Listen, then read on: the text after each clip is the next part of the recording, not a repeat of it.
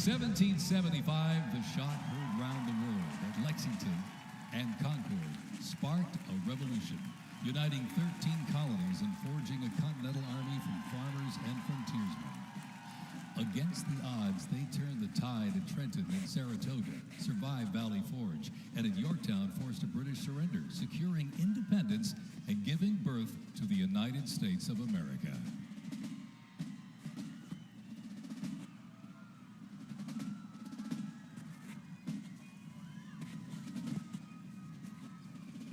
Before radios and field phones, sound was the signal. In the Continental Army, fifes and drums carried commands across the chaos of battle, telling soldiers when to advance, when to retreat, eat, even when to rest. That legacy actually lives on today with the U.S. Army Fife and Drum Corps, part of the 3rd Infantry Regiment known as the Old Guard. Founded back in 1960, they're the only unit of their kind in the armed forces. Performing in uniforms patterned after those worn by General Washington's musicians. Playing period instruments with patriotic precision, they bring history to life, sharing the sound and spirit of the Revolution through more than 500 performances each year, both at home and around the world, too. The Old Guard, Fife and Drum Corps. 50 years, your United States Army parachute team, the Golden Knights. Descending at over 120 miles an hour, the Golden Knights are using flexible wing gliders to maintain their formation. They open their main canopy simultaneously and negotiate the softest possible landing. 20 miles an hour, the Golden Knights are using flexible wing gliders to maintain their formation. They open their main canopy simultaneously and negotiate the softest possible landing. I'll tell you, they can't hear you, but they sure can see you. You can give them a great big wave, ladies and gentlemen. The Golden Knights, the finest parachuting team in the world.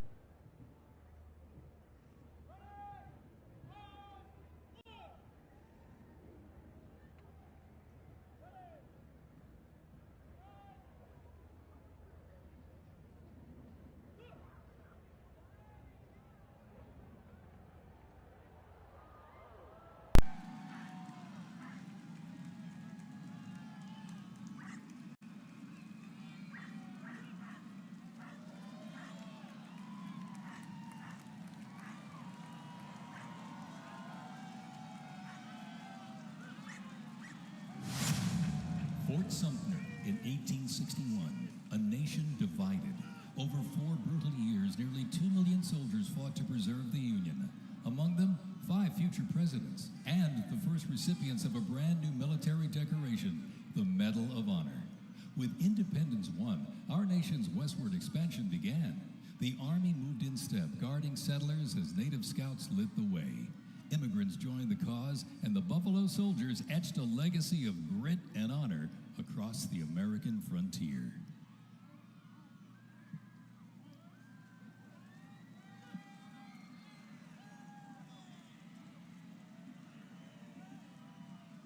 As they march by, a soldier's uniform signals their duty, their role, and their readiness. And by the late 1850s, official regulations outlined distinct looks, shaping the Army's identity and function across the force. Soldiers were issued 2 coats. One, a short sack coat for work and battle, with brass buttons and colored trim that marked their rank. Well, by war's end, that rugged sack coat became the soldier's uniform of choice. As the war escalated, volunteer enlistment surged. Congress authorized support for a force of up to 500,000 new troops, answering the call to preserve the Union. As they march by, representing the Civil War era of our nation's history, is the 4th Infantry Division based out of Fort Carson, Colorado.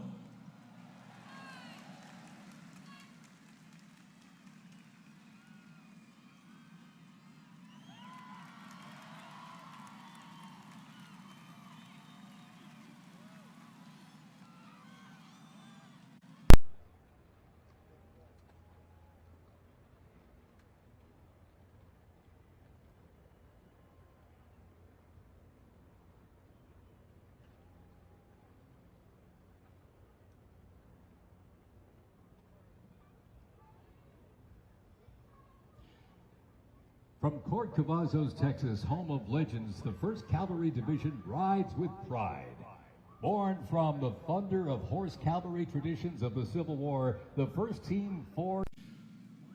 From Court Cavazos, Texas, home of legends, the 1st Cavalry Division rides with pride.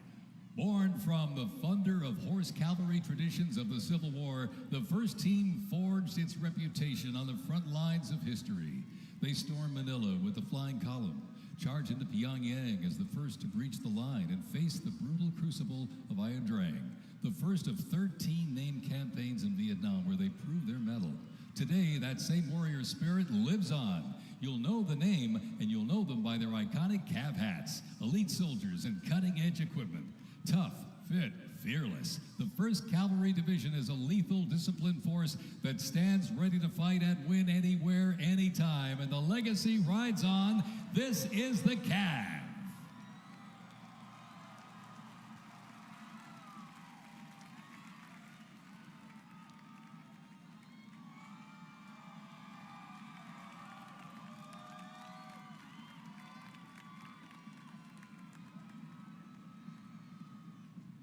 Special thanks to our sponsor, Lockheed Martin.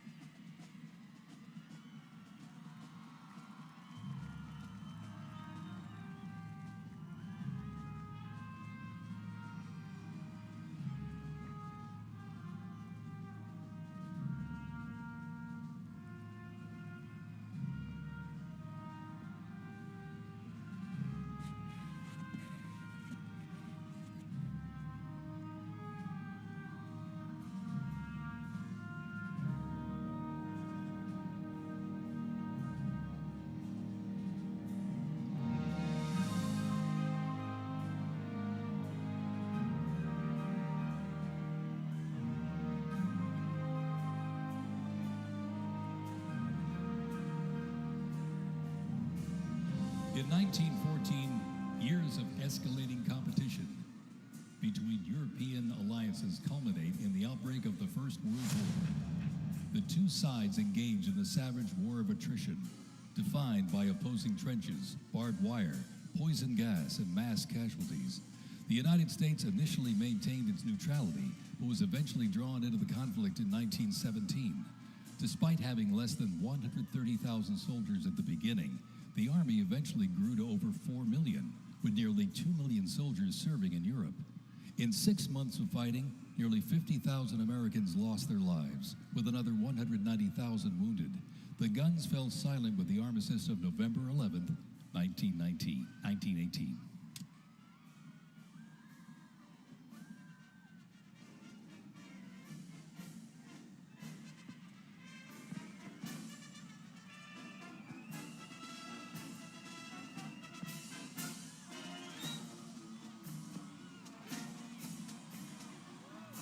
We continue on with more USA World War I rolling stock.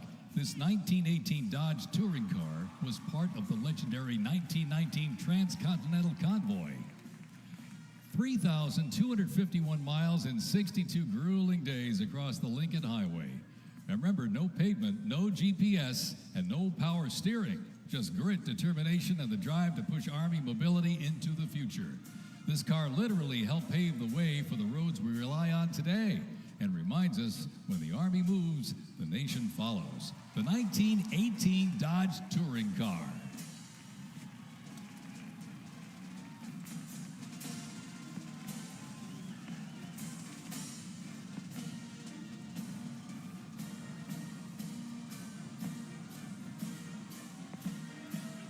Headquartered in New York, this is the 42nd Infantry Division Band. At the start of World War I, the 42nd Infantry Division was formed with troops from 27 National Guard units, stretching across the country like a rainbow, composed of skilled musicians from all walks of life and professional occupations. They perform a variety of musical genres. Though their mission is primarily a musical one, the members were ordered into active federal service back in 2004 in support of Operation Iraqi Freedom 3. The band has also served in support of numerous state active duty missions, including cleanup efforts following Hurricane Sandy, distribution support during COVID-19, and recently, support for New York State Corrections. Commanded by Chief Warrant Officer 2, Ethan Wagner, and led by Drum Major Sergeant First Class Drew Gans, the band is performing Over There, written in 1917 by Broadway composer and recipient of the Congressional Gold Medal, George M. Cohan. Representing the World War I era is the 82nd Airborne Division, based out of Fort Bragg, North Carolina. You'll notice the unit is wearing replica World War I uniforms signifying the soldiers who served our nation during this time. When the Americans entered the Great War, our soldiers, under the command of General Blackjack Pershing, hit the trenches in the new standard. It was the olive drab winter service uniform. Now on their heads you'll see a steel helmet with sand-textured paint built to deflect deadly shrapnel from above. Not bulletproof, but battle tough. Nicknamed the Pershing boot, on their feet was the M918, 1918 French boot. It was designed to survive the brutal grind of trench warfare. And on their backs, the field pack, rations, ammo, first aid, and a gas mask. Everything a doughboy needed to fight and to win.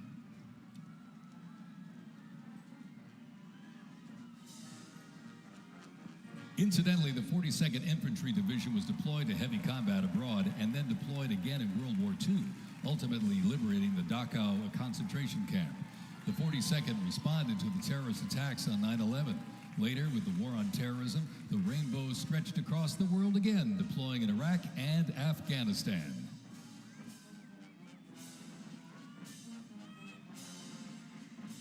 Thundering into view, the pride of Fort Sill, the U.S. Army Artillery Half Section. This is literally powered by horsepower and heritage. This elite ceremonial unit honors the legacy of the Army's horse-drawn artillery. With precision, discipline, and 6 majestic horses pulling a vintage 1918 caisson, the half section keeps tradition alive and rolling strong, representing the power, pride, and precision of America's field artillery. This is Fort Sill's finest, ladies and gentlemen.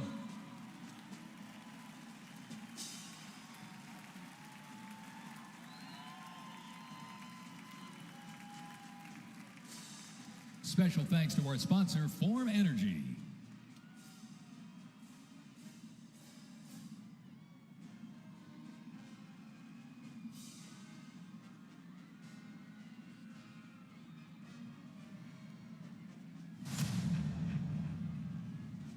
World War II, a global fight for freedom.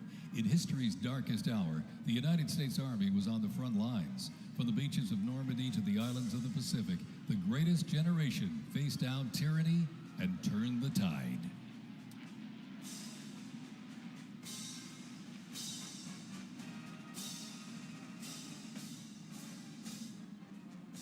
From bombers to fighters to transports, U.S. Army aircraft started to thunder across the skies in World War II. And take a look up there, ladies and gentlemen.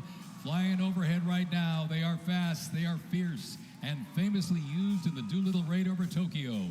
Leading up front, the mighty B-25 Mitchell. Up next, the Cadillac of the sky, the P-51 Mustang. From the sky, we're back down on the ground. In World War II, one vehicle led the charge, the legendary quarter-ton 4x4 command recon vehicle, the Jeep. You might have a Jeep in your driveway, but not like this. The U.S. Army truck quarter-ton 4x4 command reconnaissance, better known as the Jeep, was an iconic vehicle of World War II and was the world's first mass-produced four-wheel drive vehicle.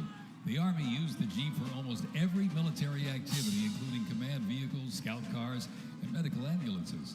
Fast, rugged, the Jeep became a symbol of American ingenuity.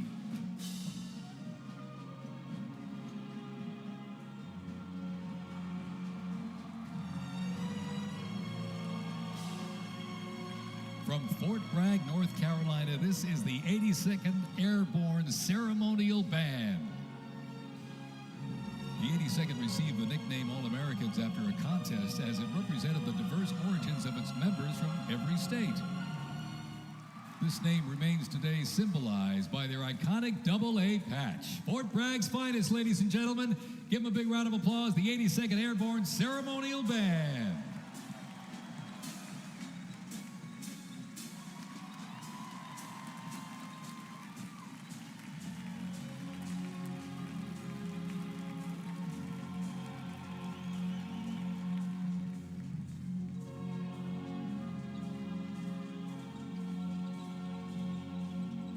In a global fight like World War II, the U.S. Army knew our troops needed more than courage. They needed innovation. Uniforms evolved for every environment, but olive drab remained the mark of the American soldier. Shaped by lessons from the trenches of World War I, the Army introduced two battlefield essentials, the M1 helmet And history proved it right. and fast, and gave American troops a very clear edge. General George Airborne Division. The unit is best known for their bravery on D-Day, when 12,000 parachute and glider troops.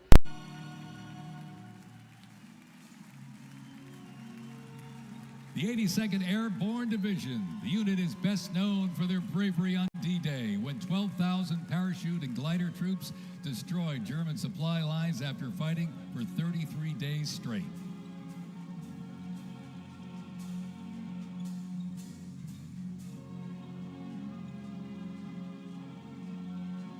The 101st Airborne Division, based out of Fort Campbell, Kentucky, traces its lineage back to 1918 when it first established as the 101st Division.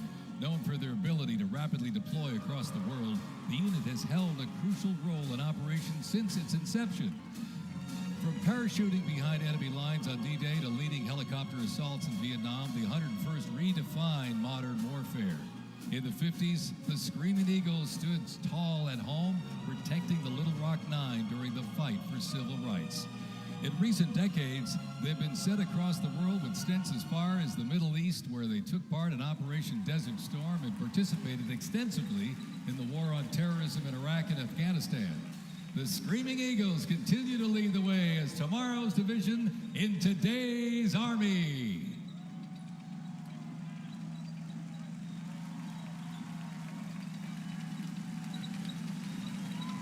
The iconic Sherman tank is here, ladies and gentlemen. It was the cornerstone of the U.S. Armed Forces, showing its military might in World War II. It became one of the most influential tank designs of the 20th century. The M4 tank was nicknamed the Sherman tank after Civil War General William Tecumseh Sherman. Actually, it was named by the British.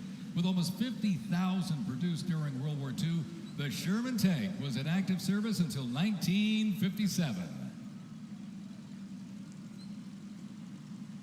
In World War II, the M16 half-track was a force to be reckoned with.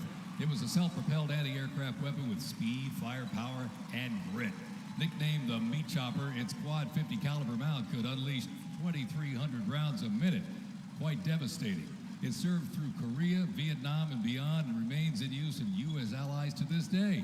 The M16 half-track brings the fight wherever it rolls.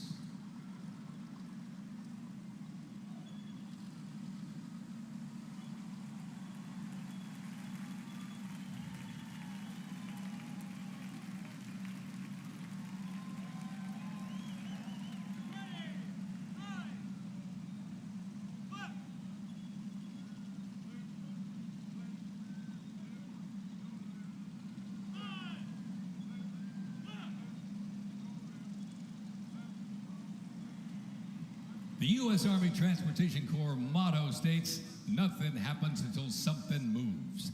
That was never more true than with this. Look at this, the 2.5-ton Chevrolet Deuce and a Half. It can move up to 10,000 pounds of cargo and was the backbone of the Red Ball Express that kept the Allies supplied after D-Day in World War II.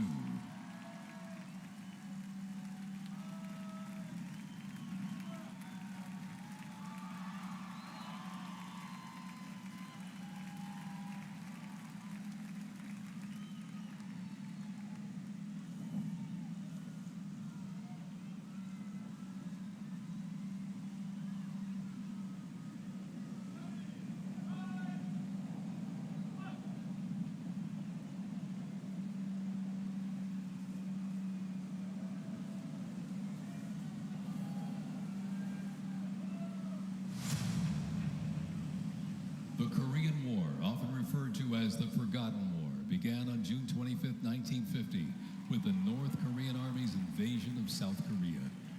A coalition of South Korea, the United States, and other United Nations members defeated the invasion and advanced into North Korea. The coalition fought and defeated two Chinese offensives in the spring of 1951. Armistice negotiations began shortly after that defeat in July of 1951 until the armistice was signed 2 years later in 1953. Combat consisted of small attacks, raids, and patrolling. During this war, the United States deployed approximately 6.8 million military forces to the Korean Peninsula.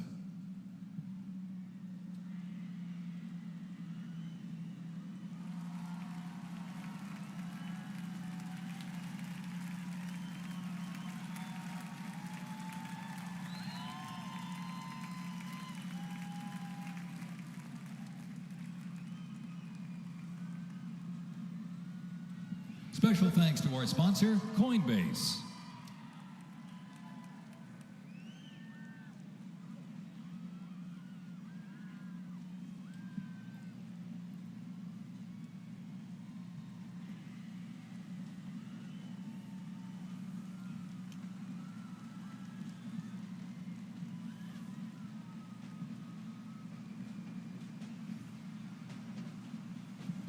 The M151 kept rolling along as the lightweight, high-mobility general-purpose vehicle replacing the famed World War II Jeep back in 1961. Officially named the Military Utility Tactical Truck, or MUT, most servicemen generally referred to it as a Jeep. The vehicle spanned more than 40 years in 4 manufacturers and were everywhere that the Army was deployed.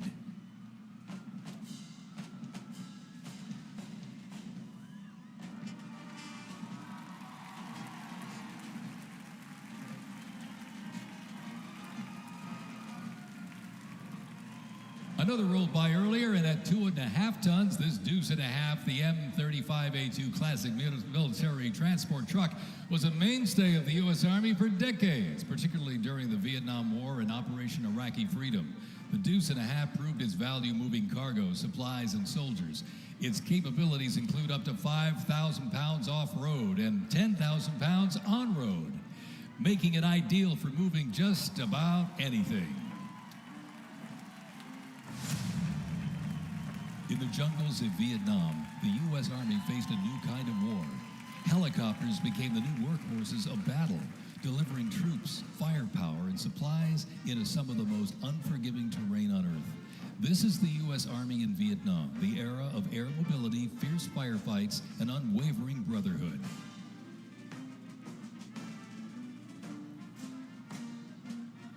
And over the music marching through, the roar of these legendary Army helicopters takes to the air. Flying overhead right now, they help define the Vietnam War. That staccato beat of the rotor blades was a welcome sound to many troops mired in combat. From transport and medevac to close air support and reconnaissance, they brought the fight to the front and pulled the wounded to safety. The OH-6 Cayuse scouted the terrain with unmatched agility. The AH-1 Cobra, also nicknamed the Snake, brought serious firepower. Its slim design, as you can see here, helped it survive and thrive in hostile environments to protect soldiers below. And the icon of the era, the UH-1 Huey, the first turbine-powered helicopter in service with the U.S. military. There was nothing the Huey couldn't do. General support, air assault, cargo transport, medic evacuation, and ground attack missions. The Cayuse, Cobra, and Huey, ladies and gentlemen, 3 iconic Army symbols in the sky.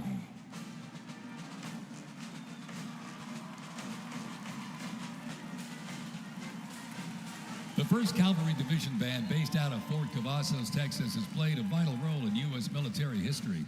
Since its origins back in 1855 as the band of the 2nd Cavalry, it has supported operations from the Civil War to Desert Storm.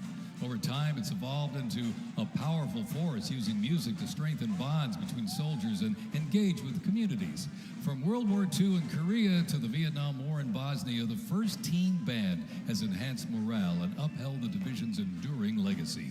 Today, the band continues its mission using music to shape perceptions, foster trust, and promote national Army and division interests. Standing ready to serve, it remains an enduring symbol of the 1st Cavalry Division's legacy and commitment to duty. The band performs Hit the Leather and Ride, a march composed by Captain Robert Meredith Wilson.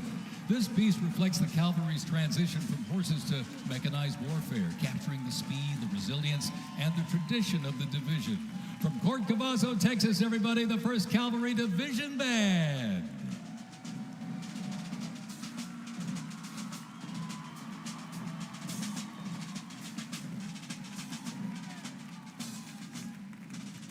The U.S. Army deployed large numbers of troops in support of the Vietnam War. The first contingent of U.S. Army advisors arrived in Vietnam in the late 1950s, and that quickly grew to a small team of around 100 soldiers, which then expanded to more than 600 over the next decade. As the war intensified, troops' numbers quickly grew as the war between the South Vietnamese government and the communist insurgents supported by North Vietnam intensified. By January 1969, more than 364,200 soldiers organized around 7 divisions and 20 separate combat brigades. The United States began withdrawing its forces in July of 1969, and the last Army combat unit left South Vietnam in August of '71. The last U.S. combat soldier came home March 1973, while a small number of non-combat personnel remained until April 1975.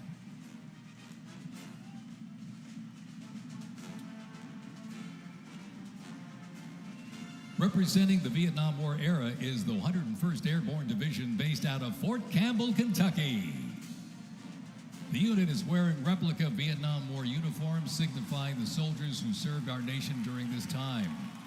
Blistering heat, thick humidity, and unforgiving terrain demanded uniform innovation, and the Army, they delivered. New lightweight uniforms were constructed to move with the soldier. The M16 replaced the M1 Garand, calling for redesigned ammo gear and faster reloads in combat. Body armor got smarter, jackets and trousers got lighter, and field equipment was reimagined to meet the mission head-on. Gone were the heavy Mickey Mouse boots, replaced by canvas tropical combat boots that offered better grip, faster drying, and all-day endurance.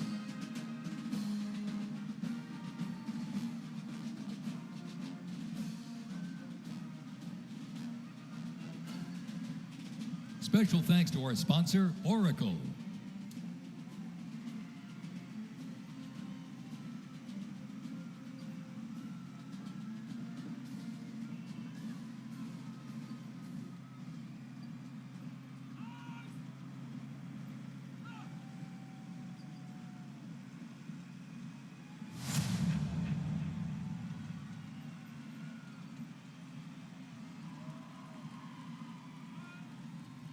When Saddam Hussein's Iraq invaded Kuwait in August 1990, the U.S. Army deployed to Saudi Arabia to deter further Iraqi aggression in the region for what was known as Operation Desert Shield. By the fall, more than 750,000 troops comprising U.S. service members and coalition partners from more than 30 countries had assembled in the Saudi Arabian desert. In mid-January 1991, the U.S.-led coalition began Operation Desert Storm, which kicked off with an intensive air campaign designed to knock out key Iraqi infrastructure and weaken Iraqi forces. The ground offensive was launched in early 1991, where military forces overwhelmingly destroyed enemy tanks and vehicles. After only 100 hours of ground combat, coalition troops liberated Kuwait, and the Gulf War ended with Iraq's surrender.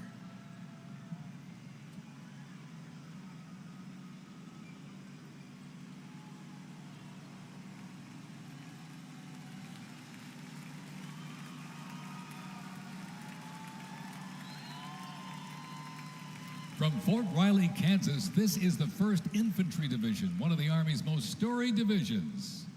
Nicknamed the Big Red One because of the distinctive red on their unit patch, as the oldest continuously serving division in the U.S. Army, the unit has participated in every major operation since World War I, living up to its motto, no mission too difficult, no sacrifice too great, duty first. The 1st Infantry Division was originally established as the 1st Expeditionary Division in 1917 and spearheaded the American Expeditionary Forces in France during World War I. In World War II, the Fighting First stormed Omaha Beach on D-Day and liberated Nazi concentration camps. The highly decorated unit has had 37 members of the Big Red One awarded the Medal of Honor. In Washington, D.C., the 1st Division Monument stands in President's Park, memorializing those who died while serving in the 1st Infantry Division. Ladies and gentlemen, they are the Big Red One, the 1st Infantry Division.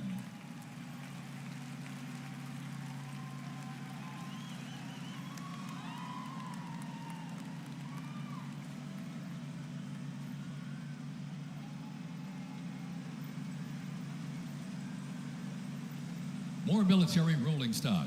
During Operation Desert Storm, the M2 Bradley fighting vehicle proved its value on the battlefield. It is fast, it is tough, and it is lethal.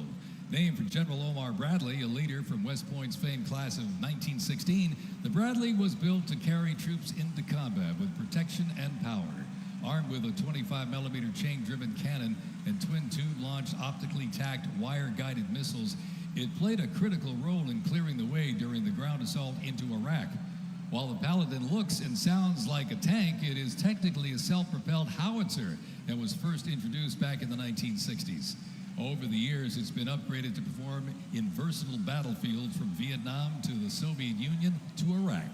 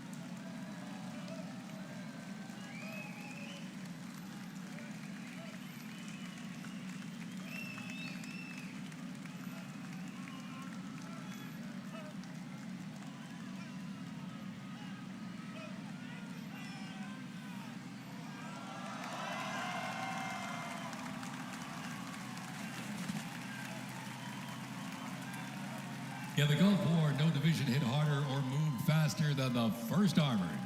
The 1st Armored Division, nicknamed Old Ironsides, is the oldest, most recognizable armored division in the United States Army. As part of the buildup for World War II, cavalry and reconnaissance units were brought together to form the 1st Armored Division in 1940. In the Gulf War, no division hit harder or moved faster than the 1st Armored. Old Ironsides really led the way. During Desert Storm, they engaged in some of the largest tank battles in Army history that were decisive victories, shattering enemy formations. Based in Fort Bliss, Texas, America's Tank Division is currently supporting missions in 20 countries across 5 continents. From World War II to today, Old Ironsides remains battle-proven and always ready.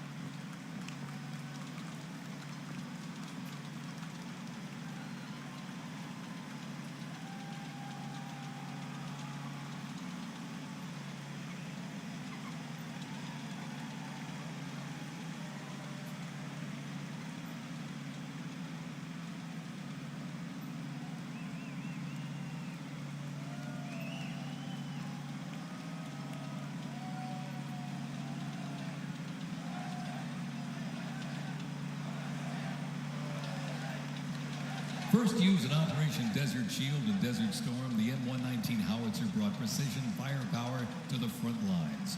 Lighter and more mobile than larger artillery, it was built for the infantry brigade, able to fire high into the air or directly at the target depending on the mission. Whether used in battery formation or as a standalone support weapon, the M119 delivered reliable, responsible fire when it mattered most. Still in service today, including on the front lines in Ukraine, it remains a trusted part of the Army's arsenal.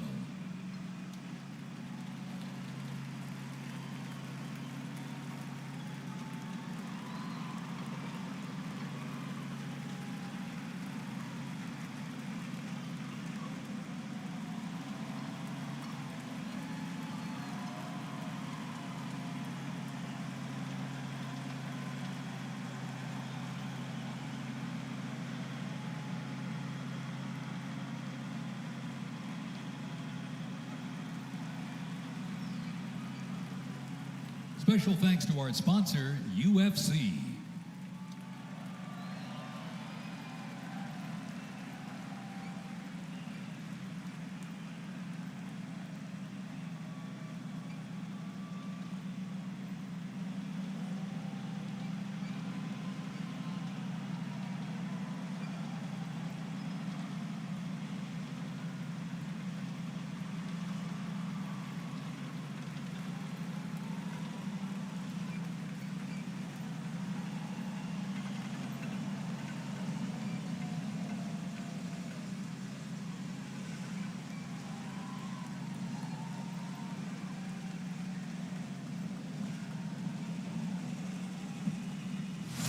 On September 11, 2001, terrorists destroyed the World Trade Center in New York City and struck the Pentagon in Washington, D.C. using commercial airliners. In response, the U.S. launched the global war on terrorism. The U.S. would stop potential threats around the world and take the fight to terrorist groups and the nations that back them. The Army immediately deployed forces to Afghanistan to destroy Osama bin Laden's al-Qaeda terrorist organization and depose his sponsors, the ruling Taliban. The 2003 President Bush expanded the war to Iraq. Soldiers and other armed services overthrew Iraq's dictator Saddam Hussein. The fight to stabilize Iraq and prevent terrorist groups from overthrowing its new government continues to this day. The campaign in Afghanistan lasted until 2021 when U.S. forces withdrew and the Taliban returned to power. Over the course of the two-decade conflict, over 2 million servicemen and women, less than 1% of the American population, deployed in support of the global war on terrorism. Most of those who served were members of the United States Army.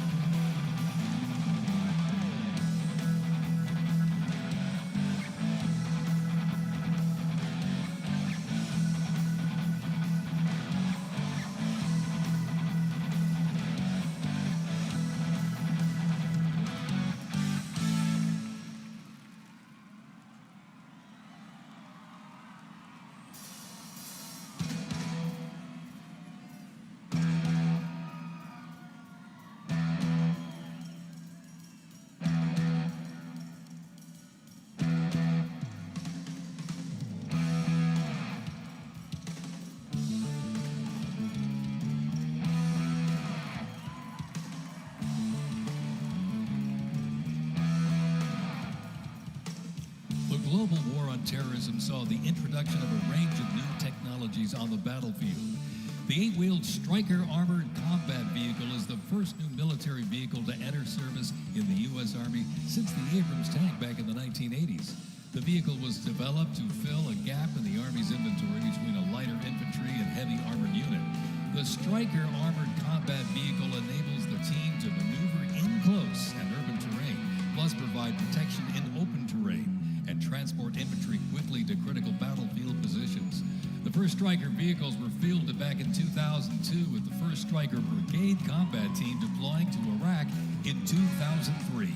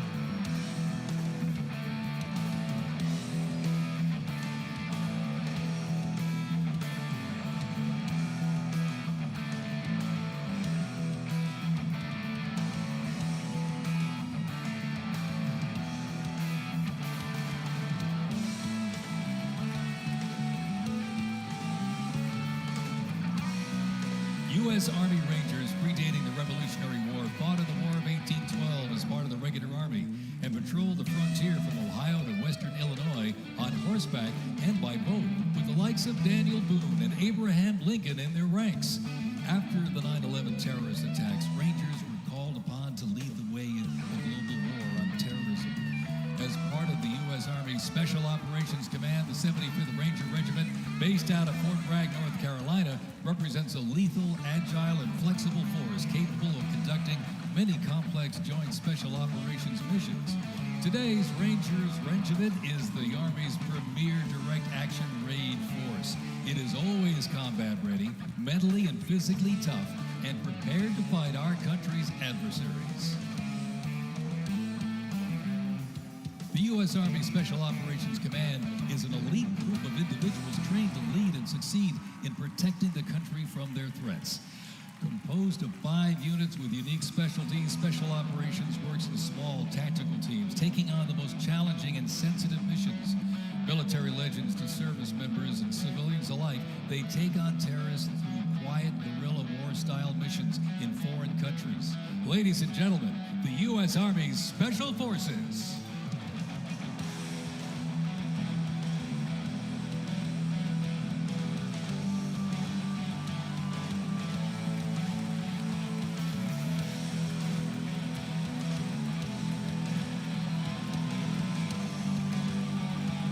The Stryker Brigade Combat Team combines the capacity for rapid deployment with survivability and tactical mobility.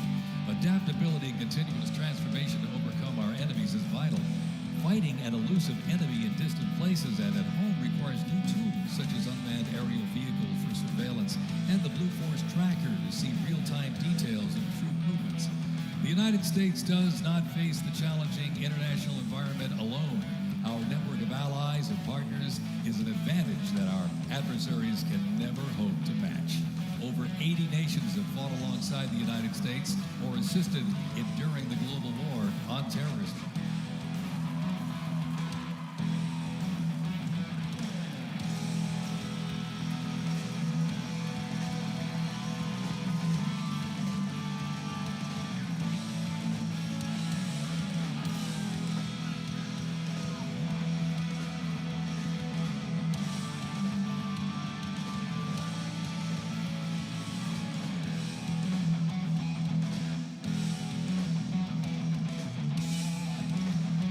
The 10th Mountain Division's climb to glory began with its establishment as the 10th Light Division in July 1943, the only one of its size in the U.S. military to receive specialized training for fighting in mountainous conditions.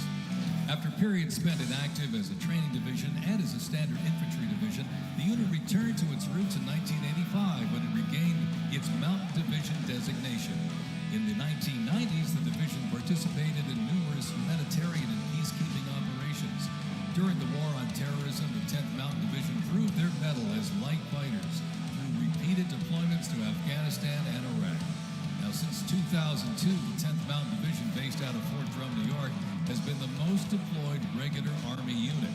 Its combat brigades have seen over 20 deployments to both Iraq and Afghanistan in support of Operation Iraqi Freedom and Operation Enduring Freedom. To show America's military might, they have one purpose: to deter war and, if ordered, defeat the enemies of the United States of America. They are the 10th Mountain Division.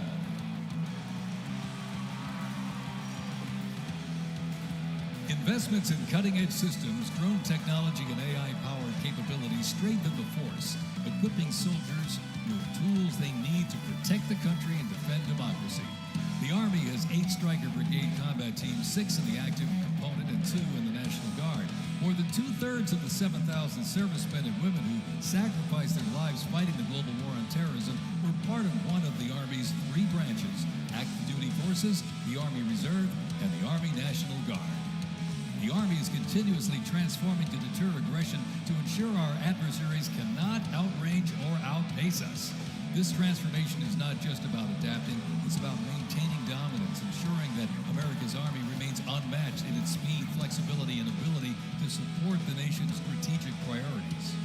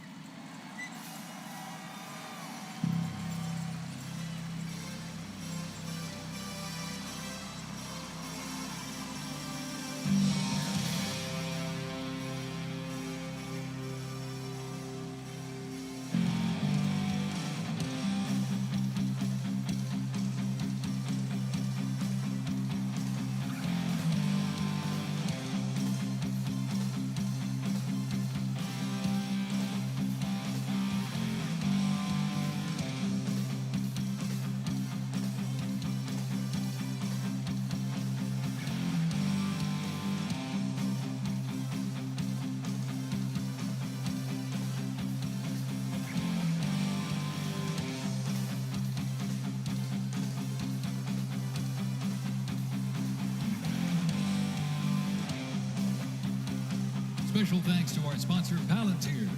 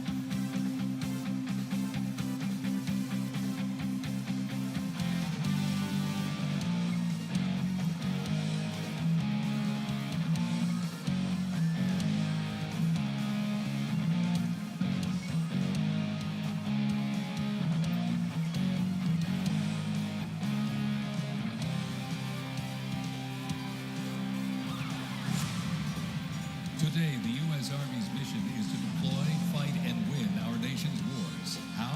By securing ready, prompt, and sustained land dominance by Army forces across the full spectrum of the conflict as part of the Joint Force.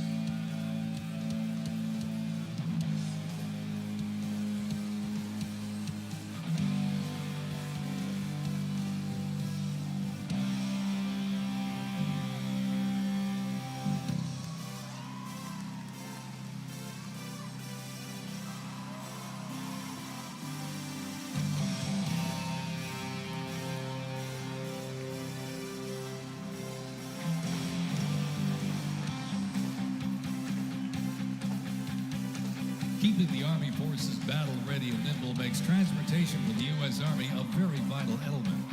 Spread across the parade today, numerous fighting vehicles, some designed for very specific functions and others for flexibility, but they all must be maintained. With over 200,000 trucks alone, wheeled vehicle mechanisms ensure that the fleet of vehicles are ready, and these mechanics get the job done. This convoy starts with the M777, a lightweight howitzer. These lightweight howitzers may not look particularly lightweight, but are made from titanium. They are 7,000 pounds lighter than their predecessor, the old M198. Used by the Army since 2005, the M777 is currently being used in Ukraine. Weighing only 4,700 pounds, the M119 howitzer is smaller and is used by infantry brigades, particularly for air assault missions. It was first used in Operation Desert Shield and Desert Storm in 1991 and is also seeing active use in Ukraine.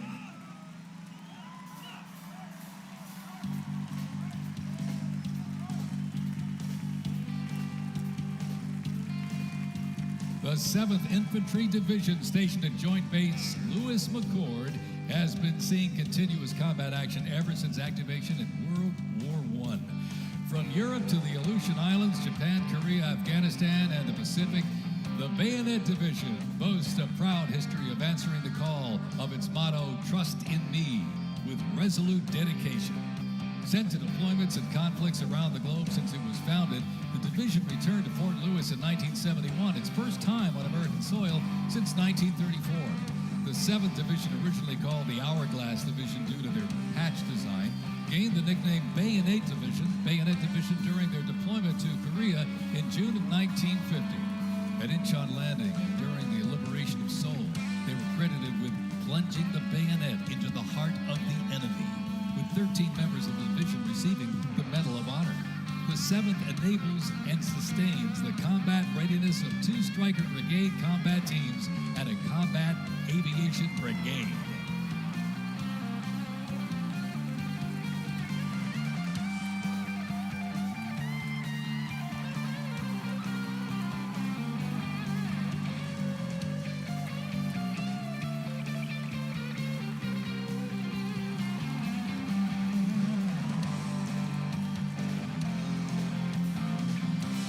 The American soldier, the cornerstone of everything the Army does, we are continuously transforming. Army careers span the spectrum from attorneys to astronauts and mechanics to engineers. The Army's greatest asset is our people, the finest men and women our great nation has to offer, with a myriad of talents that make us stronger. Aside from its people, the Army's next greatest asset is its technology and equipment. Coming up next, these vehicles offer a glimpse of what the Army employs for readiness and battle. The portable howitzers and the portable Abrams tank were used extensively in the Gulf War, along with Bradley tanks and the infantry squad vehicle.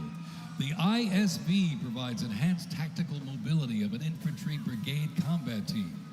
This allows commanders greater freedom of movement and action. The ISB provides the warfighter with increased flexibility to ensure infantry units maintain momentum to achieve mission success.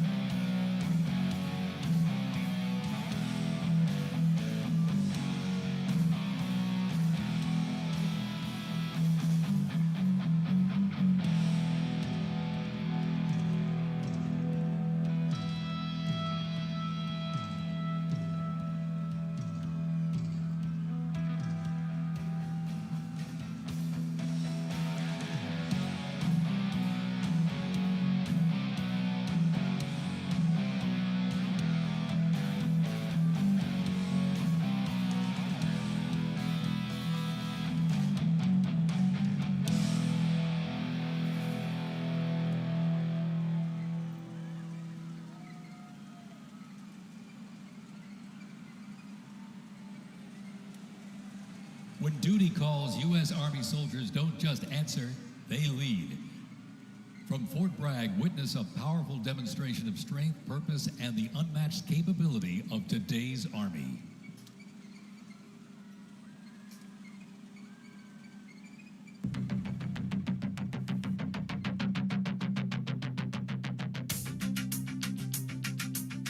The Army has made me see my potential, and I feel like it's molded me into a better person. I grew up in a very patriotic household. My grandfather, he served in World War II, and his brother, my uncle, served in Vietnam. I can do this. If they can do this, I can do this. When I was born, my dad was still serving in the military, and him coming home in his uniform, I'm like, yeah, I want to do that. Ready for takeoff. My motivation, I think it follows in line. I think with what my family's done is kind of a sense of duty to serve our country and give back since it's given us so much. I'm a very, let's say, timid person, but definitely helped me become a more confident person.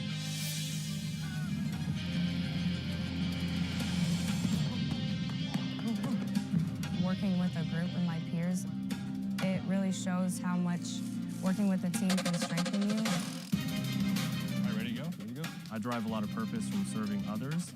I think serving something bigger than myself gets me out of bed every day. If you follow it up, you follow it up.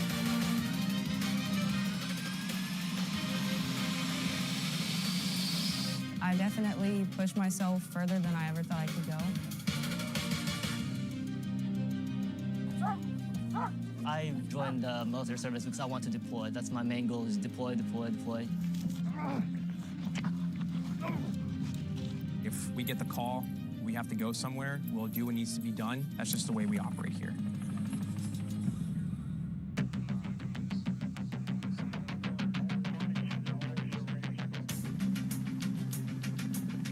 This is one of the few jobs in the nation where we all take an oath to say, I'm willing to put my life on the line for you, and they're willing to put their life on the line for me.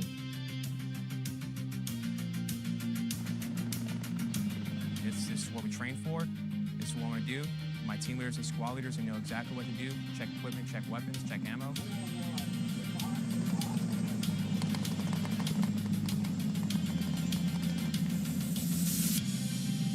We're always ready to deploy within 18 hours and handle the mission at task.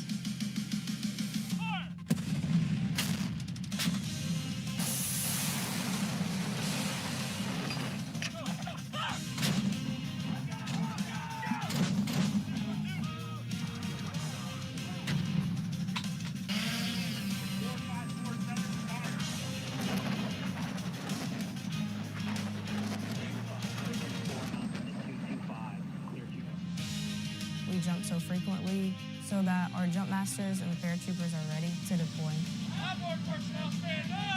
I'm very passionate about being a jump master. The paratroopers, they see you and, you know, they believe in you. I love to instill that confidence with my passion into those paratroopers. It's a rush. It's great. Drop is cleared for personnel drop.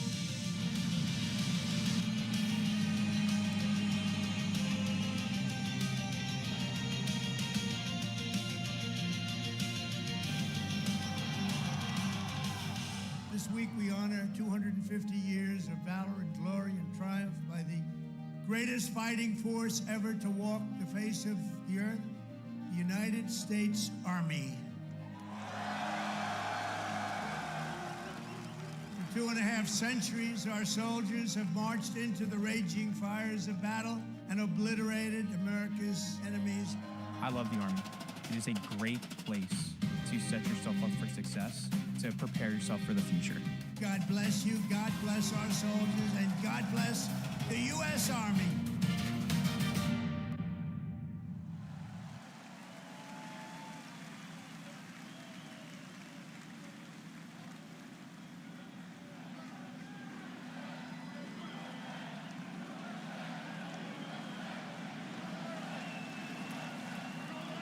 Joint Base Elmendorf-Richardson, Alaska is the home to America's Arctic Angels, who execute expeditionary operations worldwide, conduct multi-domain operations in the Indo-Pacific Theater and the Arctic, and on order decisively defeat any adversary in extreme cold weather, mountainous and high latitude environments through large-scale combat operations. The Angels are the Army's only Arctic division.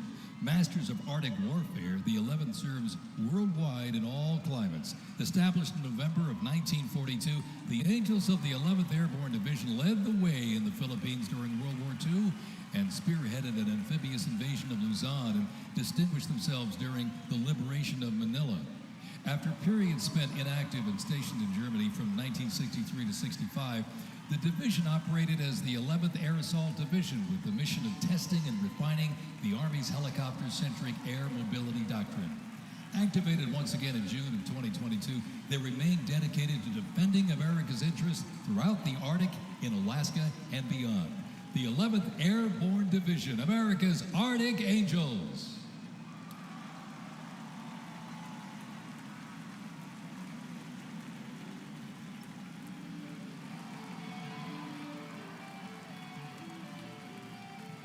Requiring ongoing maintenance in the field and on base because nothing happens until something moves, wheeled vehicle mechanics supervise and perform maintenance, repair, and recovery operations on vehicles that serve the Army in a variety of mission-critical roles.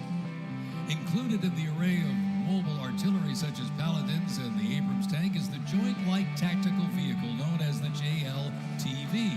It's highly adaptable, providing protected and sustained mobility for personnel and payloads. The JLTV is known for its off-road capability while providing armor against small arms and improvised explosive devices. The JLTV right there.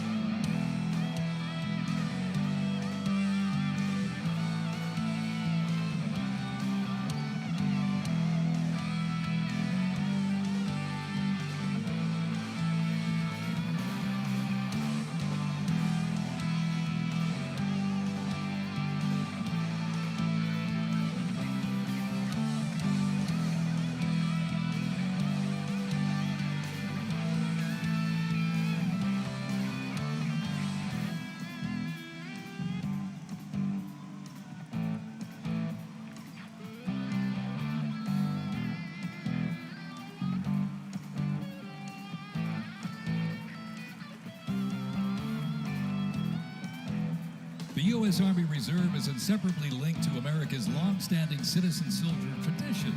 Organizationally, the Reserve's roots lie in the Medical Reserve Corps, established back in 1908 to provide a ready reserve of medical manpower.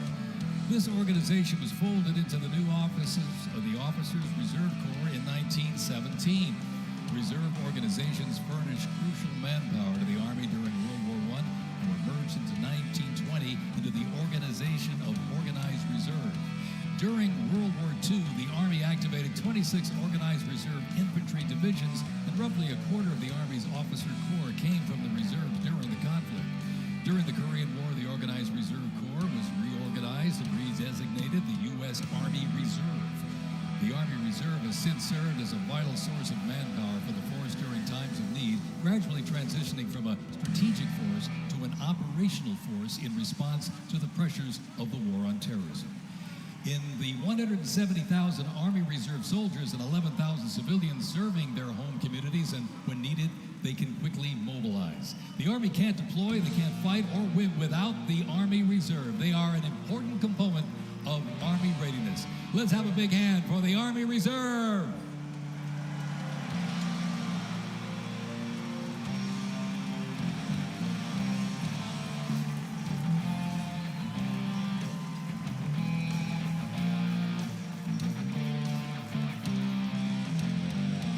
Today and tomorrow's Army looks to increase safety and survivability, create efficiency, and streamline processes. The Stryker is a great example of assessing evolving needs and developing the solution. Strykers provide a balance between heavy armor and infantry brigade and combat teams.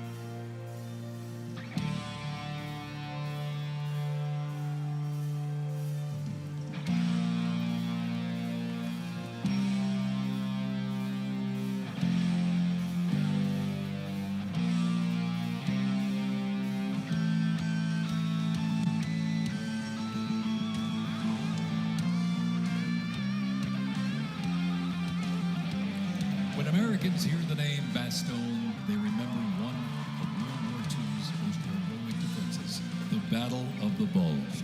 Surrounded by German forces in the frozen forests of Belgium in December 1944, soldiers of the 101st Airborne held the line.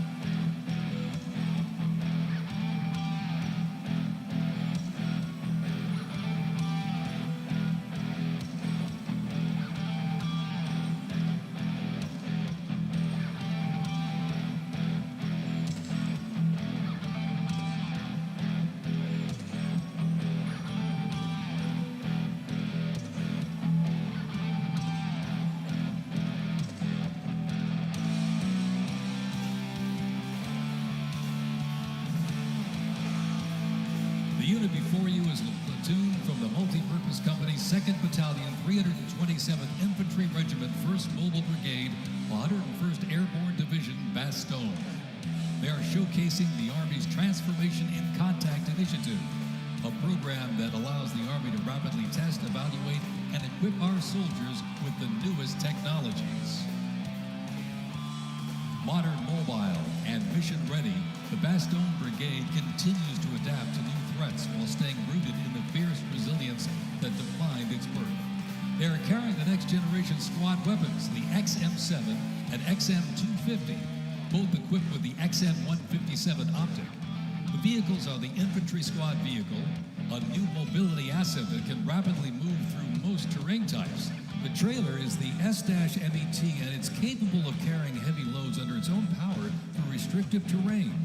This platoon is equipped with 3 types of small unmanned aerial systems. They are the Ghost X, located on the S-MET, the C-100, and right above us there, the X-10D, which are flying above the formation right now.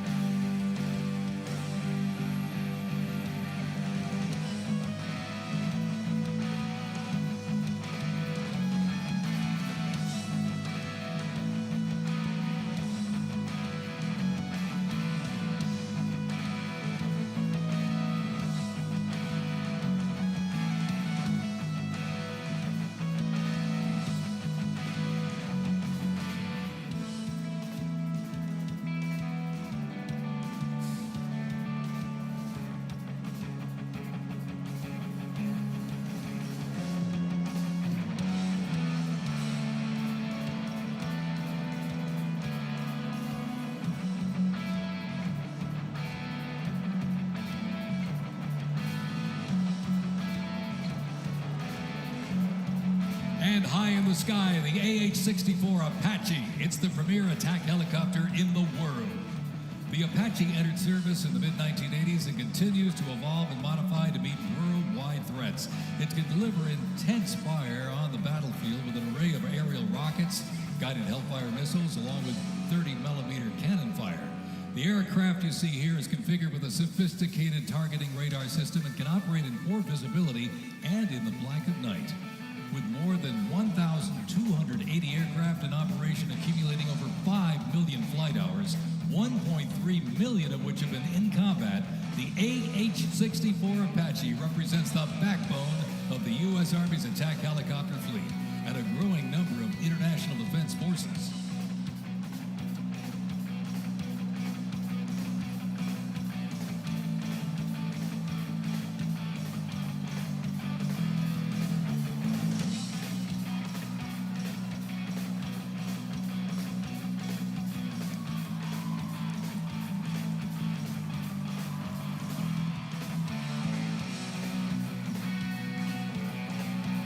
Special thanks to our sponsor, Lockheed Martin.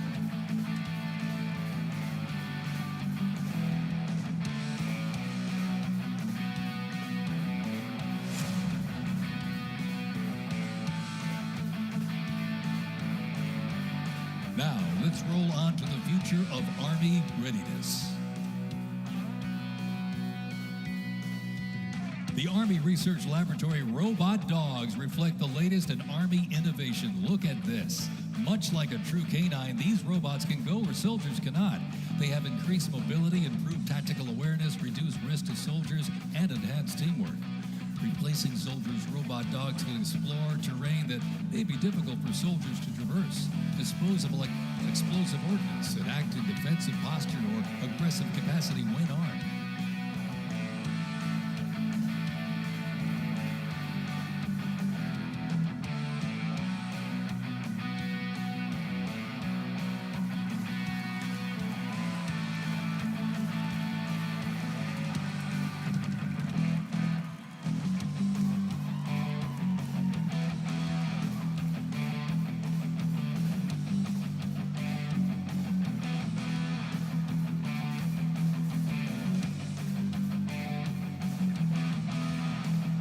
Ghost Robot Dog is another innovation that can adapt seamlessly for various missions from recon to bomb recognition.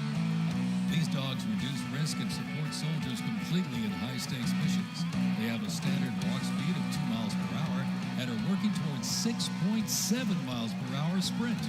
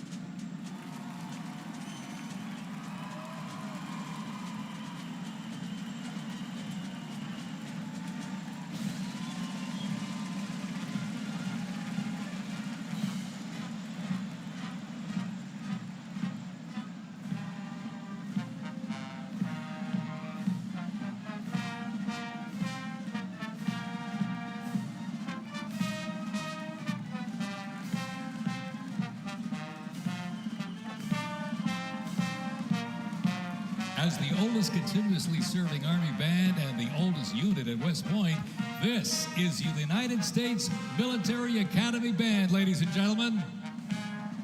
West Point Band traces its history to a single drummer and fifer appointed by George Washington during the American Revolution. Over the next 2 centuries, this band evolved into one of the most capable and versatile performing groups in the world.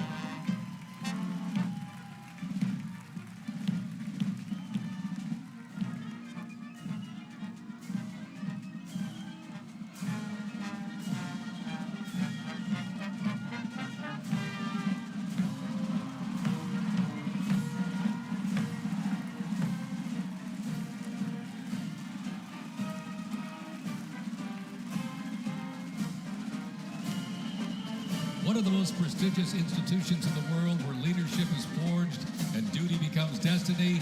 This is West Point, where Army leaders are made. With the motto of duty, honor, and country, West Point trains the best and brightest to serve their country as Army officers. Founded back in 1802 by President Thomas Jefferson, West Point is the home of the Long Gray Line, a legacy of courage and excellence that includes 77 Medal of Honor recipients, 2 U.S. presidents, Grant and Eisenhower, and numerous generals, including John J. Pershing, Douglas MacArthur, and Norman Schwarzkopf.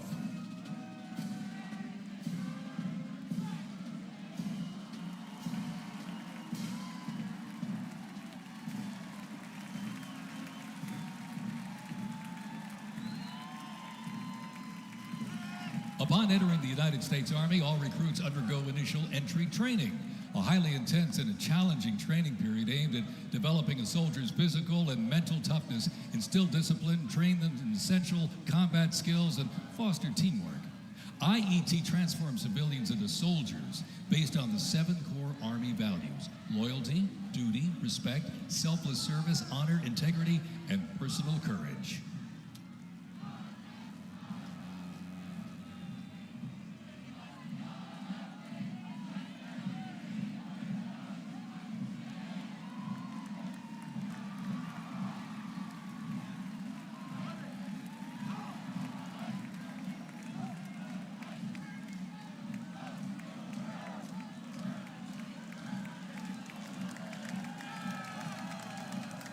The Virginia Military Institute, on a mission to produce citizen soldiers, men and women educated for civilian life, prepared to serve their country in the armed forces. VMI counts a Nobel Prize winner, 11 Rhodes Scholars, generals, 7 Medal of Honor recipients, and a Pulitzer Prize winner among its graduates. As one of the nation's senior military colleges, students at Virginia Military Institute can participate in Army ROTC or the Corps of Cadets. While cadets in the Corps can serve in any branch of the United States military or pursue other careers, those in Army ROTC earn their commission as officers, ready to serve on active duty in the National Guard or Army Reserve. Each year, the Army Senior ROTC Blue Ridge Battalion commissions approximately 130 second lieutenants, ensuring that excellence in leadership continues in generations to come.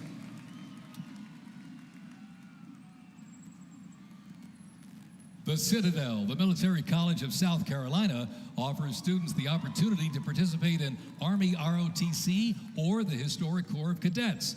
Founded in 1842, the Citadel is the 3rd oldest of the senior military colleges and is known for its Corps of Cadets living and studying under a classical military system that makes leadership and character development essential. While military service is not required at graduation, more than 120 students earn their commission each year through the Army Senior ROTC Palmetto Battalion, playing a vital role in shaping the future.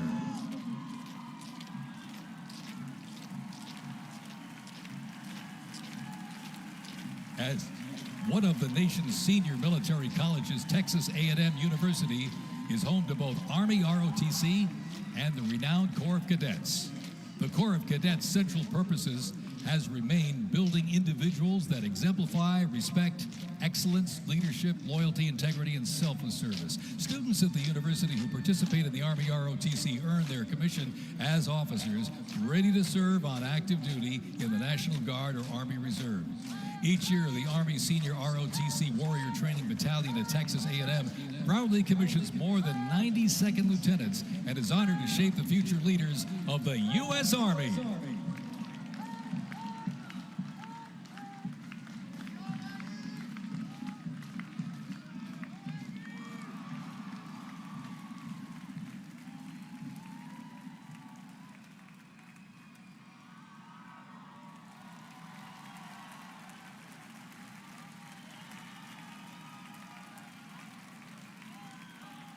In a powerful display of commitment, these future soldiers will raise their right hand and take an oath of enlistment, pledging to serve our nation. This joint formation is proudly led by the Joint Task Force, National Capital Region, and the Military District of Washington Retention Team.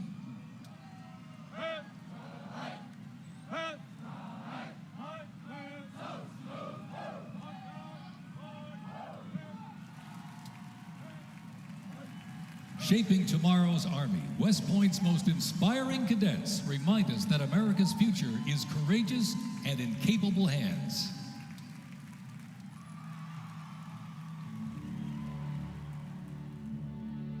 The pride to serve my country knows that I'm doing it not for myself. Every day I put on the uniform, I'm not just representing Caroline Robinson. I'm representing my company here at the Academy. I'm representing West Point. I'm representing the United States Army, and ultimately, I'm representing the United States of America. I really came to West Point because belief in the American dream and giving back to our country. You're a part of something that is much bigger than yourself. You're a part of a tradition of excellence and a legacy that's connected not only to the Academy, but to the American Army. I'm surrounded by people who want to make themselves better and serve our country. Excellence is their baseline, and that to me is what it means to be a West Point cadet. From the earliest days of our nation, this supreme tradition of American military service has been passed down from soldier to soldier and generation to generation, and it's a beautiful thing to watch. My brother preceded me here, and originally I didn't really know what West Point was until he came. But when I saw the mission that they were committed to, of upholding the principles of American democracy and protecting the Constitution, I knew it was somewhere I had to be. Every time that we lived outside of the United States, I always developed this sense of gratitude and pride of being an American, and I wanted to give back to my country what it gave to me. And it wasn't until I zipped up the blouse and I put the belt on for the first time that I realized that I was going to be serving my country, and it felt right. West Point was the place that I needed to be, and more importantly, the Army was where I wanted to be. I just looked to the left and right over basic training and realized that we all had the same American patch on our shoulders, that we're all fighting for the same thing. I mean, there was no better feeling in the world knowing that every single person around you is committed and willing to die for that mission. You came for excellence, you came for duty, you came to serve your country, and you came to show yourselves that you are among the smartest, toughest, strongest, most lethal warriors ever to walk on this planet. What excites me the most about my future in the Army is the opportunity that I'm going to have to give back to the American soldiers that I'm going to be leading. Because ultimately, they don't get to choose. And to me, it's that burden of responsibility to be the best leader. And as a young officer, that's going to be exactly what I get to do. I was the cadet basic training first detail for the first 3 weeks. And I got to see the new cadets come in from their families' homes and being in process on their very first day and watching them grow so quickly. I would do all the formations, and I looked out at these 1,000 new cadets, people who just come out of high school. They were completely different people. I don't think there's another institution in the country like West Point where the student body is so committed to furthering the mission of America and ensuring our democracy and freedom for generations to come. I'm really surrounded by the best of the best, and that's when I realized this is a place that I absolutely want to be. West Point itself is an amazing institution, but it only provides opportunities. The people here have to choose to take those opportunities and grow and lead and serve. And the people here want to do that. And I'm proud to be a part of that. And I would tell any high schooler who is considering it, you won't regret it.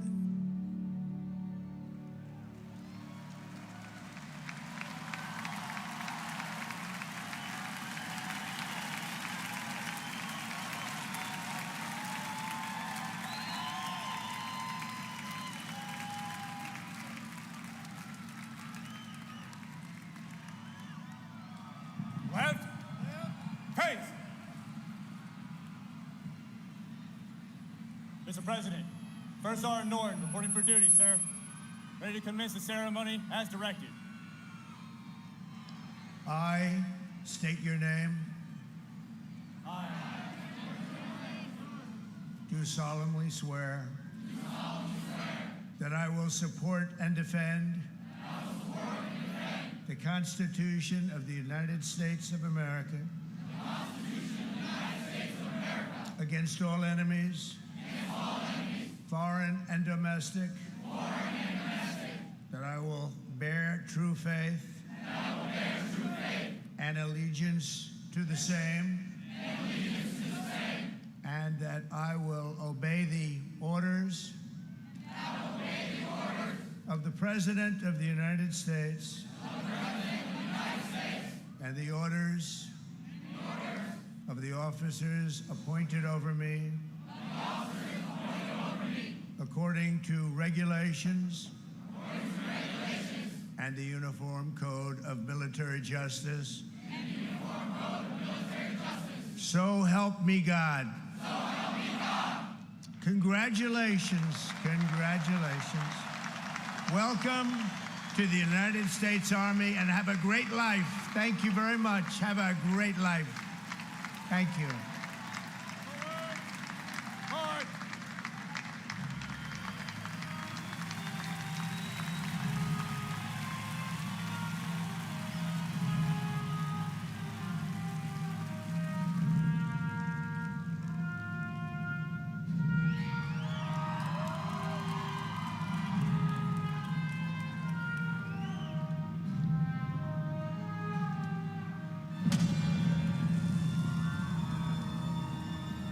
Ranger School is the best life insurance policy for our Army.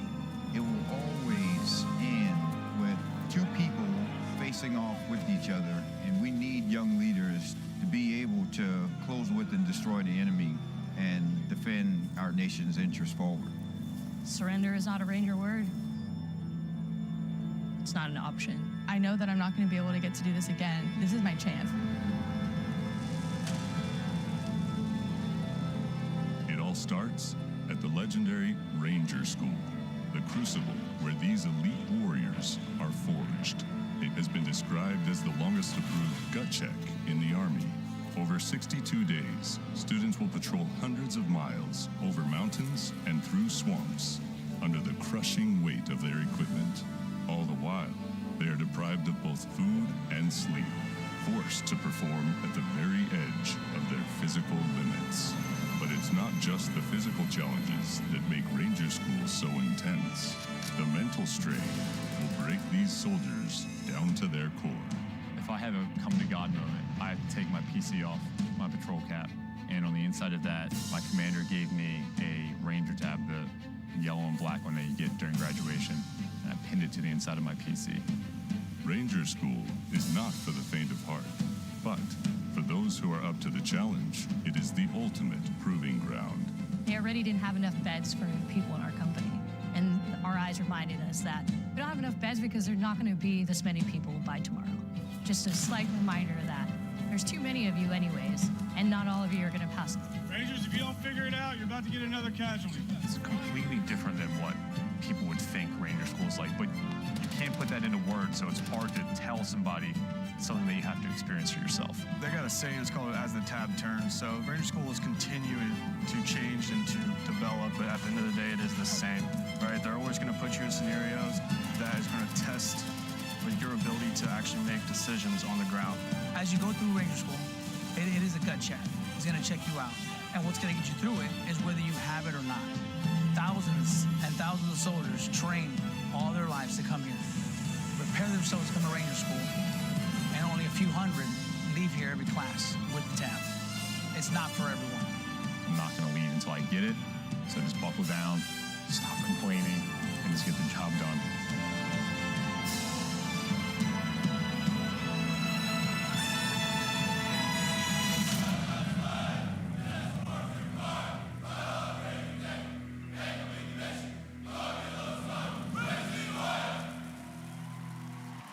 Please welcome country music sensation and proud supporter of our troops, Warren Ziders.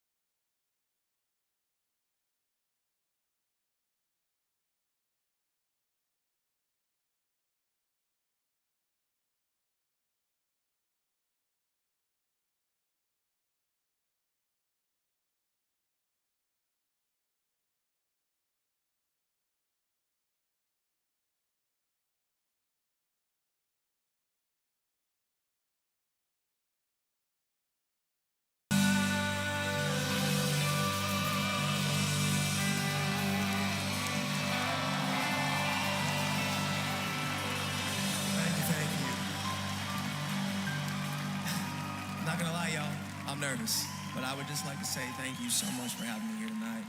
I am just so fortunate to be here in front of y'all, and thank you guys so much for what you guys do. And honestly, happy birthday, y'all. Happy birthday.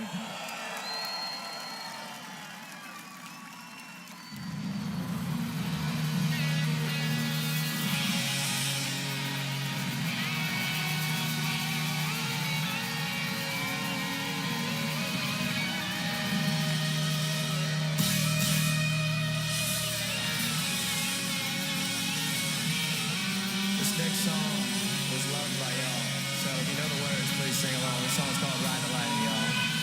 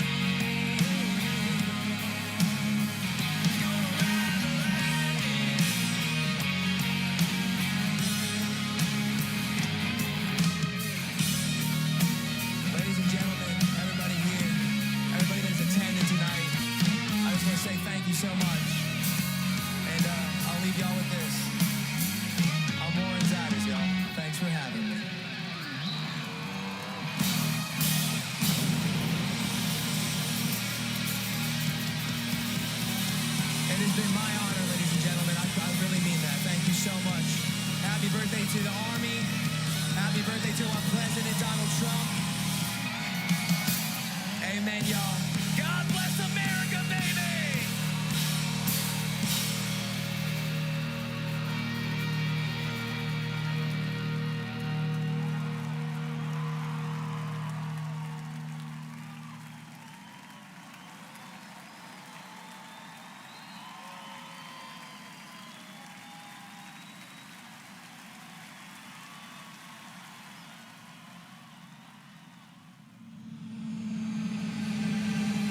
This week we honor 250 years of valor and glory and triumph by the greatest fighting force ever to walk the face of the earth, the United States Army. Each of you on the field today is among the most talented members of your generation. You could have done anything you wanted. You could have gone anywhere. You could have gone to any school.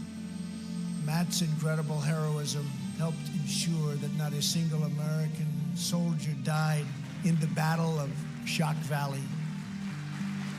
For 2.5 centuries, our soldiers have marched into the raging fires of battle and obliterated America's enemies.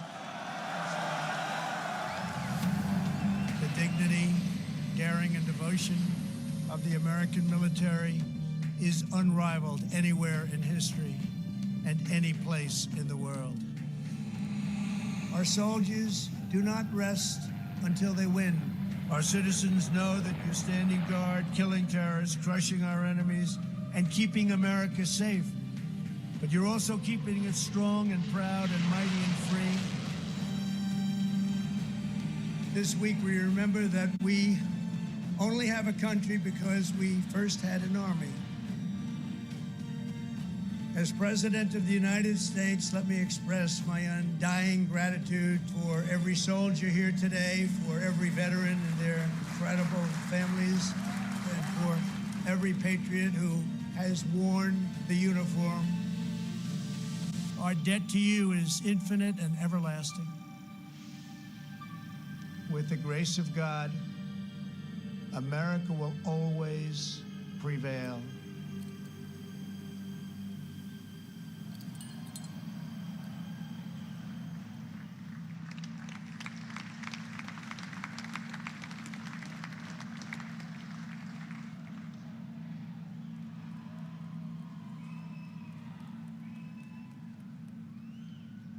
Well, let me say to the thousands of Americans who traveled from distant towns and across state lines to be here today, this is your national capital. Welcome to Washington, D.C. We are thrilled to have you.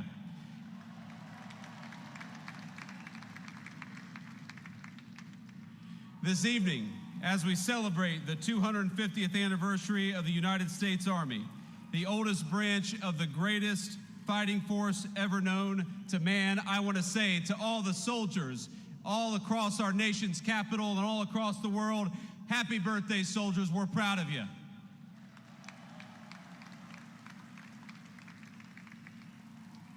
And I want to say you represent an unbroken line of greatness, of excellence. And one of the things the President of the United States has told his entire administration, from the Vice President on down, is that we must remember that the young men and women who put on the uniform and serve this nation are our most precious resource.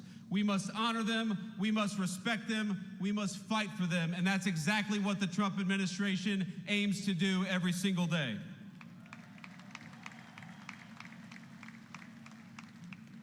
And so to our soldiers, we're so proud of you, and let me tell you that the way that we honor and respect you is, number one, we never ask you to go to war unless you absolutely have to. And number two, when we do ask you to go to war, we give you the weapons and the support needed to kick the hell out of the enemy and come back home safely.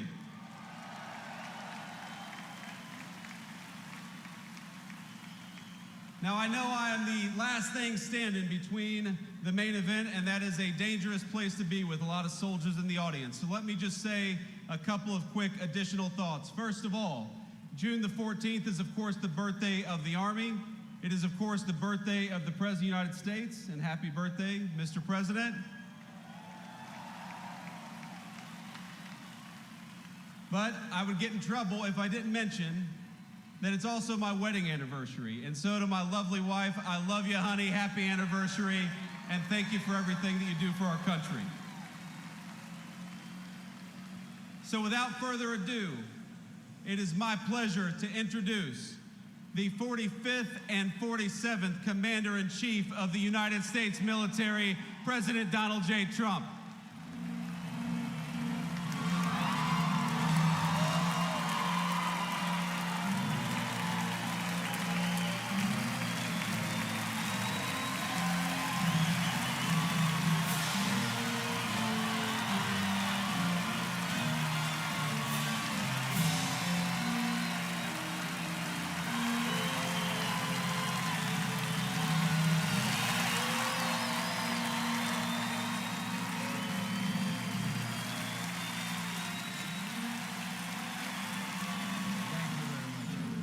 Thank you to Vice President Vance, and thank you to our wonderful First Lady, and above all, thank you to the greatest, fiercest, and bravest fighting force ever to stride the face of this earth, the United States Army. Thank you very much. Because the Army keeps us free, you make us strong, and tonight, you have made all Americans very proud. They're watching from all over the world, actually. Made them all very proud. Every other country celebrates their victories. It's about time America did too. That's what we're doing tonight. And watching this magnificent display, our souls are filled with gratitude for every generation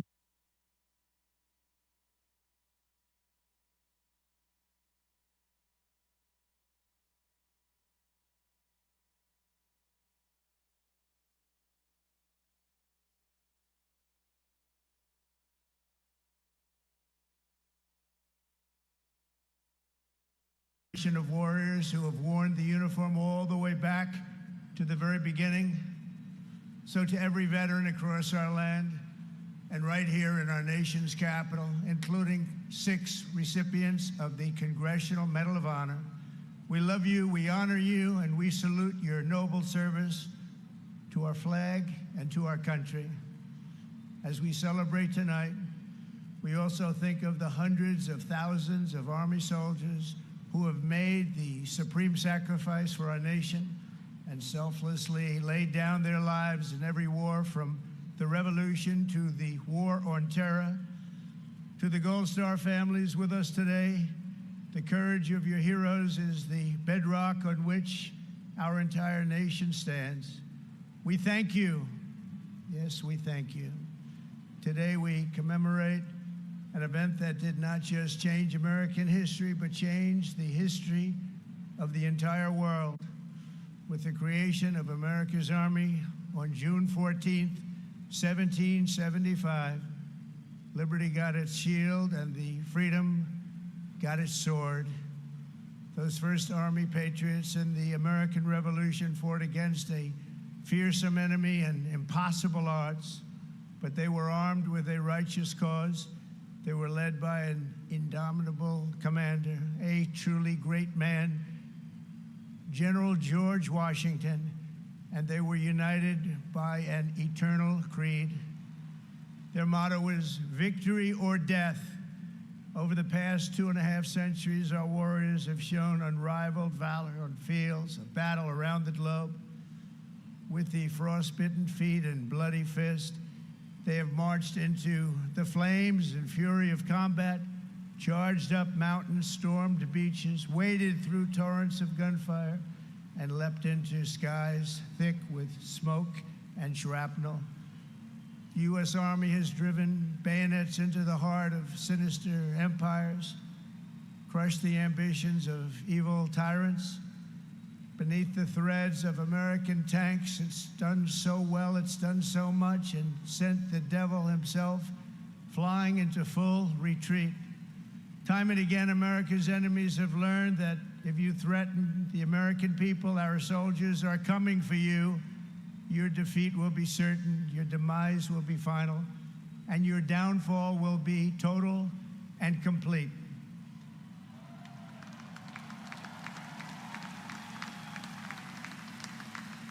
Because our soldiers never give up, never surrender, and never, ever quit. They fight, fight, fight, and they win, win, win.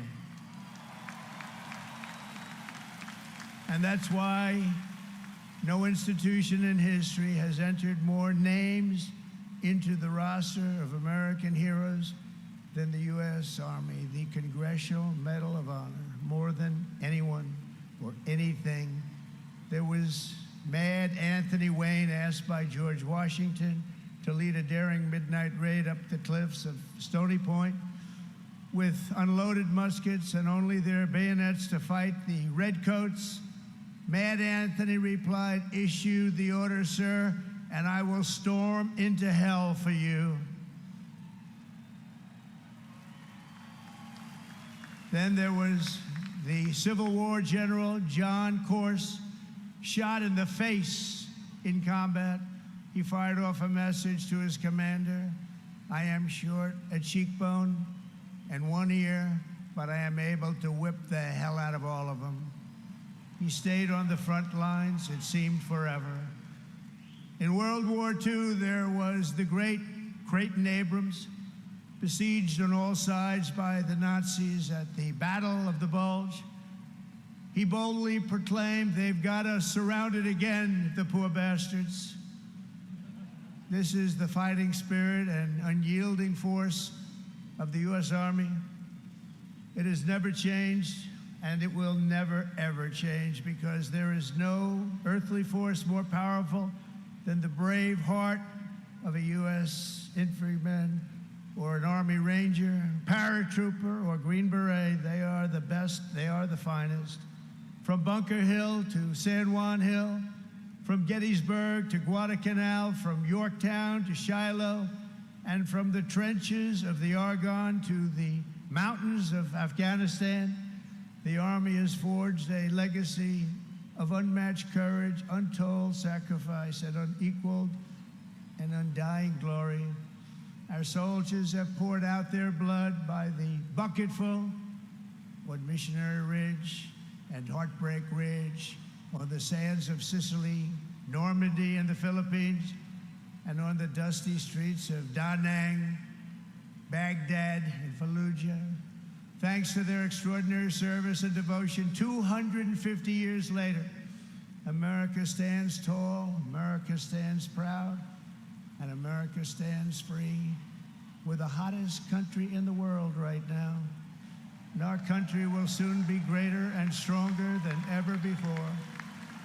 Down through history, we've been blessed beyond words by this valiant legion of Army warriors and patriots, heroes and legends. And tonight we affirm with unwavering certainty that in the years ahead and in every generation hence, whenever duty calls and whatever danger comes, the American soldier will be there.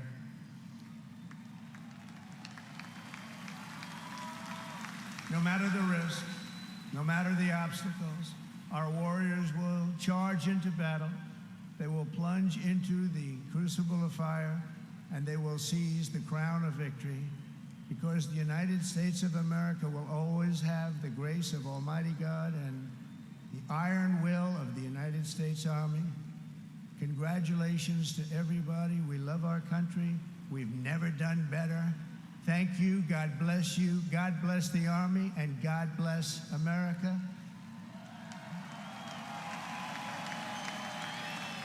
And now I'd like to ask our great First Lady to join me at the podium. Thank you very much, everybody.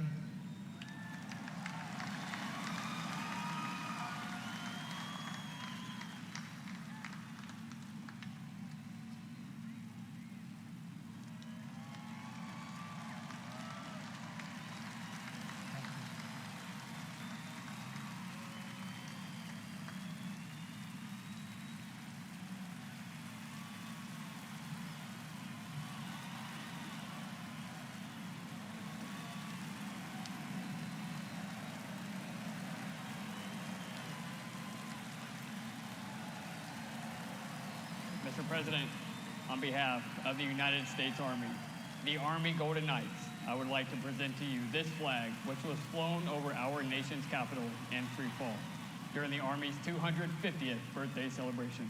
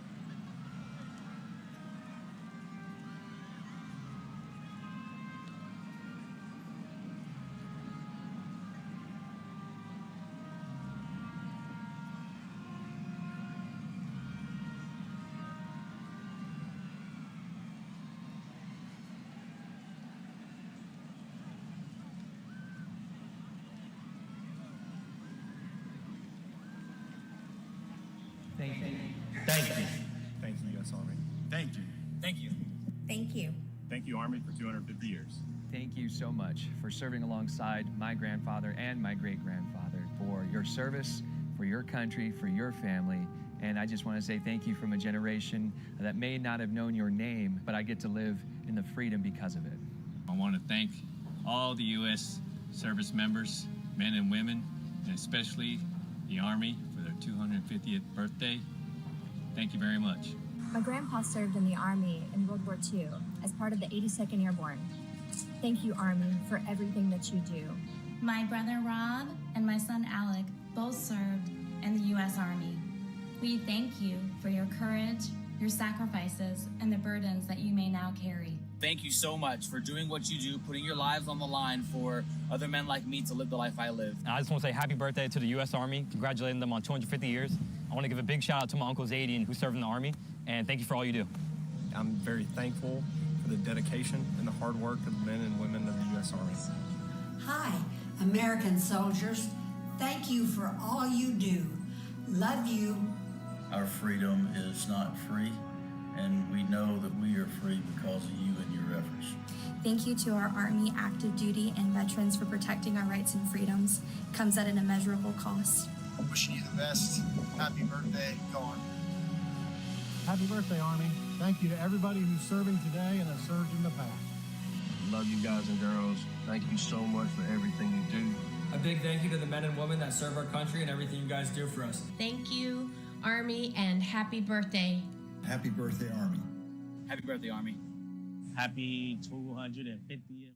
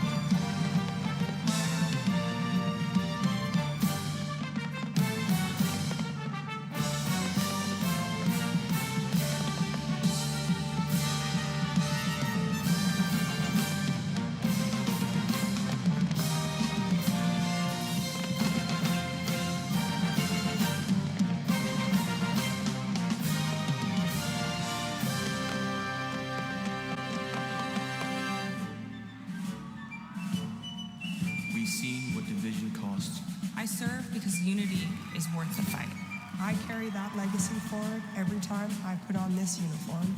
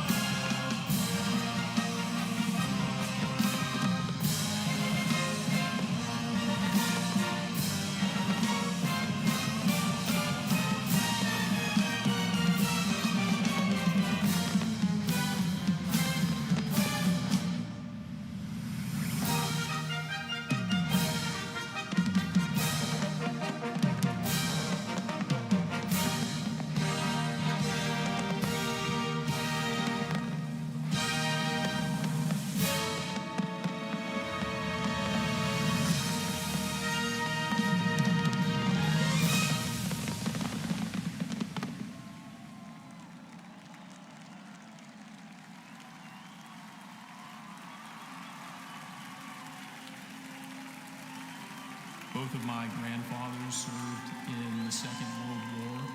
They answered the challenges of their time, and it is my goal in this uniform to answer and meet the challenges of my time head on.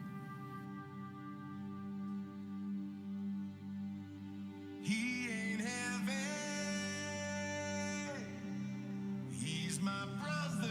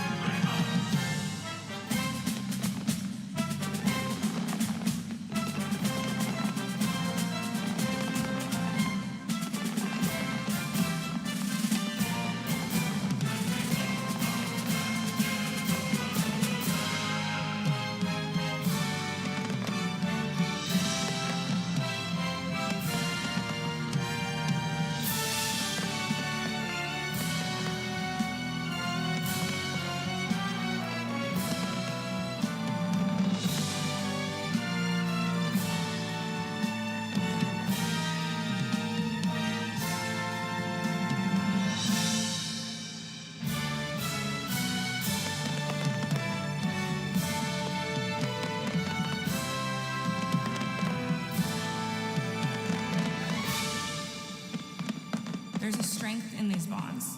There's a realness to these bonds. It's not just because this is your team, it's because your life depends on these people.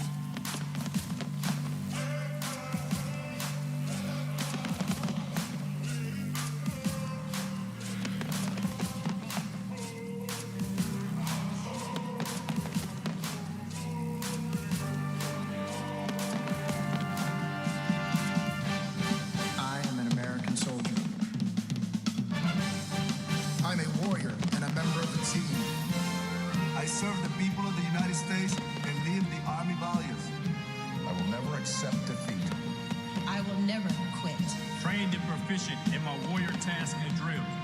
I am an expert and I am a professional. Enemies of the United States of America in close combat. I am a guardian of freedom and the American way of life. I am an American soldier. I am an American soldier. I am an American soldier. So on we go. His welfare is my concern. No burden is he to bear. We'll get there. For I know he would not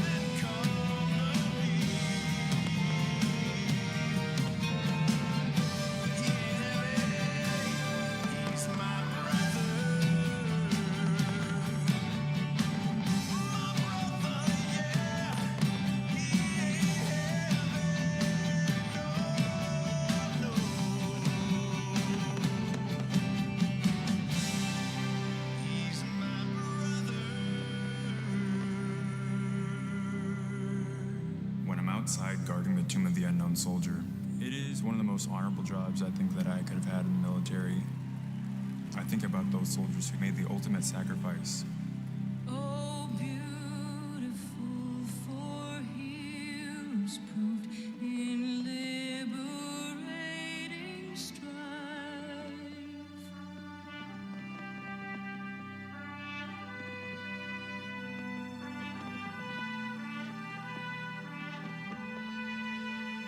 Who more than self their country loved, and mercy more than life.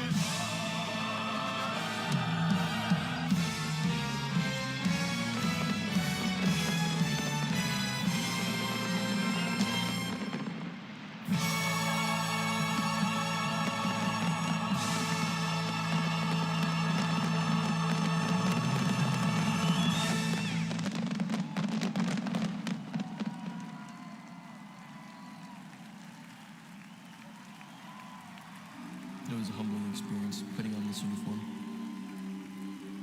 I believe this uniform is a symbol of trust and it represents the highest ideals of our country.